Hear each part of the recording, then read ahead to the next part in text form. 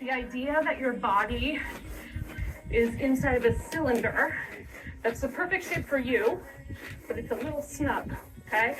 So we're just trying to make ourselves a little longer, a little more streamlined. Good morning, everybody. I'm going to bring you along on my day today. As you saw, I already got a little workout in. This is not one of my harder workout days. I have my exercise class that's more intense. I have, some runs that are a little bit more intense, and then on my heavy weightlifting.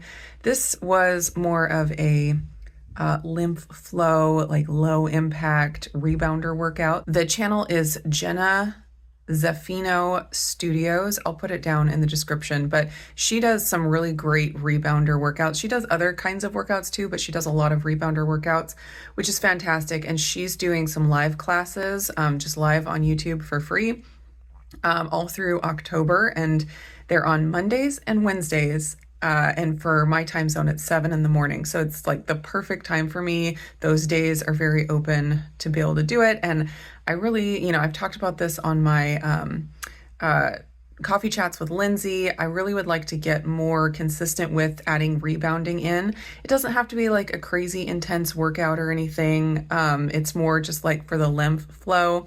But I love Jenna's workouts because she does some like lymph massage, and not all the workouts are the same, but the one from this morning that I did, it was a lymph support bounce, and we did some lymph massage, and then like the bouncing, it wasn't like crazy intense cardio, it was just kind of getting everything moving. So perfect for a rest day. It's like, active recovery, not anything too intense. And beyond that, I'm just gonna bring you along with my meals and what we end up doing today. I am done with the CGM. I've posted several what I eat in a day videos with my blood sugar, and learned a lot over those 2 weeks. And but it's all finished now, so I don't have blood sugar data to show, but I will, just show my meals and just bring you along on whatever ends up happening today. Good morning. Are you ready for your day? You ready? Let's go. I am making another pancake variation for breakfast. This one, it's the same base recipe, but instead of buckwheat, I did cassava flour. And I did a batch with cassava flour instead of buckwheat, and it turned out really good. But I decided to experiment again and see if I could replace some of the flour with Equip Prime protein. So the recipe calls for 148 grams of flour, and so I did 100 grams of the flour and then 2 scoops of the protein, which equals, in this one, is 44 grams.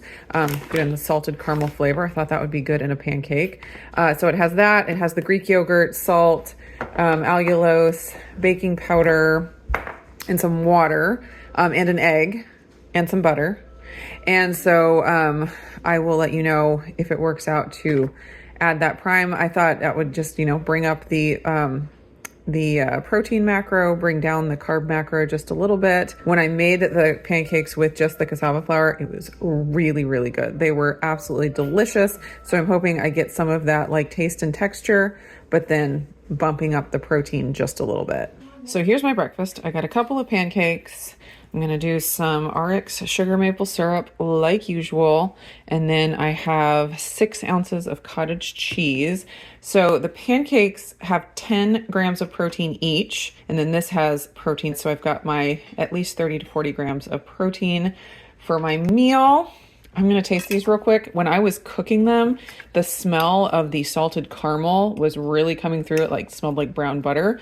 It smelled really good. The texture looks nice. Oh my gosh. They really melt in your mouth. They're so soft. The cassava flour gives it almost like a potato pancake feel. Because cassava is a root similar to potatoes or sweet potatoes.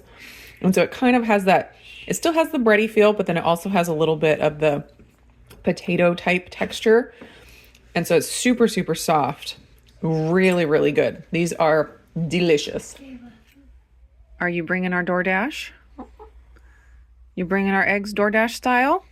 Thank you. That's very nice of you. It's annoying to have to walk up to the coop to collect the eggs.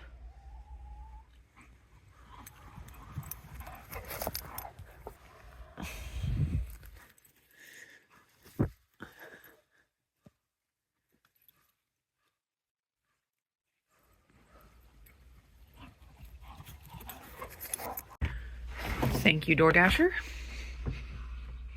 It is getting to the point in the morning where I know I need to get some electrolytes in me, but it is quite cold here today. I woke up this morning and it really felt like fall and winter on the way. So instead of making a fruity, refreshing drink like I have been for the past many months, I decided it's time to make a hot electrolyte drink. And one way that I love the chocolate flavors of Element, this one's the caramel chocolate, which is probably my favorite. I love having them in chai tea. This is a really good option. It's just an instant chai tea and it's really spicy and delicious. So I am going to mix up my chai tea. I have my water almost boiling here.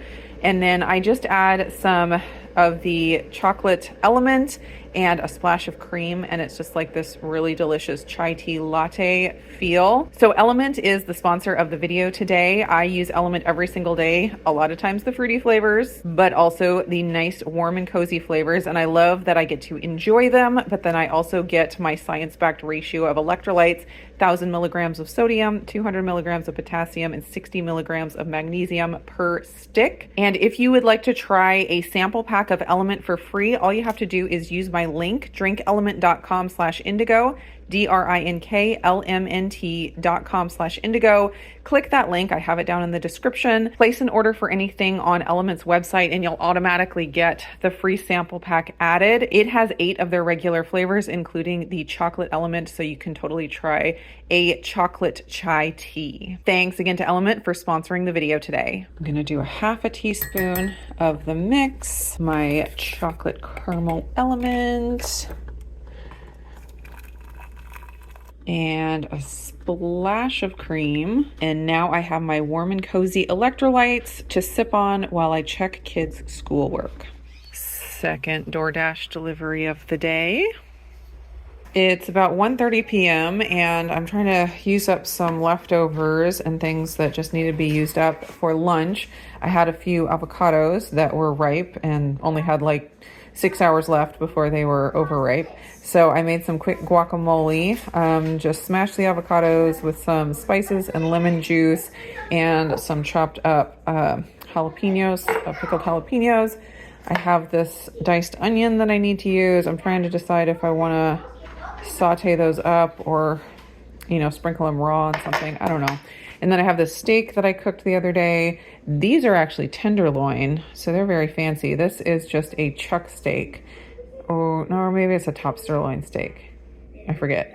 Anyways, I need to slice these up and then maybe do some kind of a taco bowl or something with the guacamole on top. I'll probably pull out some beans. Still trying to decide on all the elements, but just trying to use some stuff up. I decided on the base of the bowls to be root vegetables. I hadn't opened this yet, so I'm excited to try them.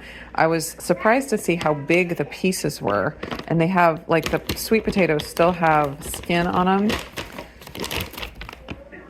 That's what it looks like inside, but there's yellow carrots and sweet potatoes and onions, I believe. So I'm not sure what to think of these root vegetables yet. Some of them feel nice, but some of them feel super hard, like they're not hardly cooked, even though I've cooked them for about double the amount of time that the instructions said to cook them. And like this one, the texture is just so not good. Like it's raw, but also dried out. I don't know if I'm going to buy these again. They are weird. Definitely not the most attractive taco bowl, but we got our root vegetables down there, some steak, some of the guacamole, black olives, and I already said guacamole, sour cream, and a sprinkle of onions. Oh, and black beans are in there too. So getting about time for dinner, and Levi requested steak tonight. So I pulled this out. It's a very thick ribeye. I think it's boneless. I cut the bone out. I'm getting Sharpie ink all over me. I am going to coat it in tallow, and I am going to use this seasoning. It's really, really good. I got it a while back, and it's really nice on steak. It's kind of unique. It's got juniper berries, juniper berries ground-ish. Anyways, it's really good on steak, so I'm going to coat it in that, and I am going to cook it in my Dreo chef maker. It has the temperature probe and like a setting. I'm going to cook it on the ribeye setting, and it will cook it beautifully, crust on the outside, or as good as you can get in an air fryer. It's not like searing it in a cast iron pan, but for being completely hands off and done completely in an air fryer type machine, it does a really good job, and then it's like perfectly cooked in the middle. So I'm going to throw that together, and then I will probably roast some vegetables and maybe some potatoes to go with it. Mom? It's hardening immediately on here. That's amazing. That's steak. This is the big steak over here. You ready for steak? I see. I'm not very hungry right now. Oh, but you will be. Oh. That's disgusting. It's the tallow. Sorry. He says the tallow smells disgusting. Yeah. I mean, it looks so weird. It does What look is it? weird. It looks like it's fake food. It looks like plastic food. I know, it looks like it's coated in plastic wrap. That's weird. That is weird.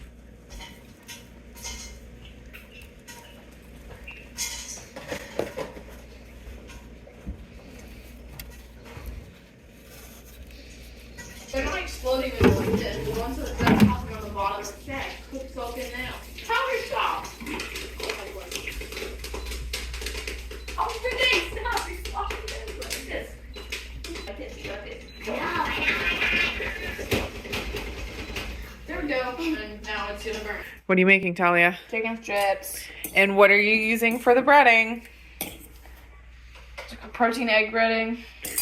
All right, I'm gonna roast some Normandy vegetables. These are just frozen organic Normandy vegetables from Costco. And then I have my little potatoes cut in half. I am going to toss everything in some more tallow and season with organic lemon pepper from Redmond.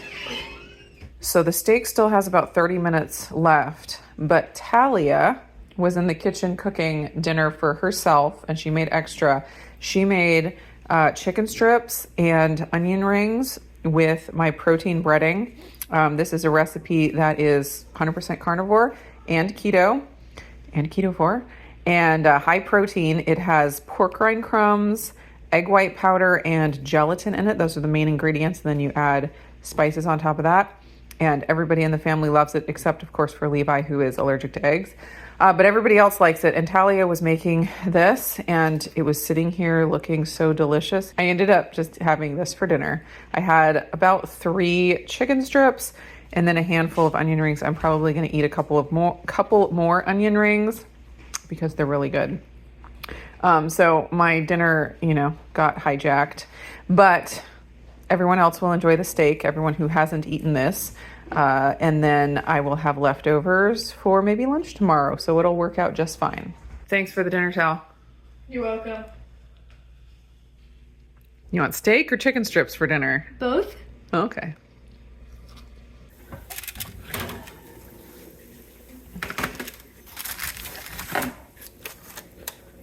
These look perfect. Oh yeah, that is nice.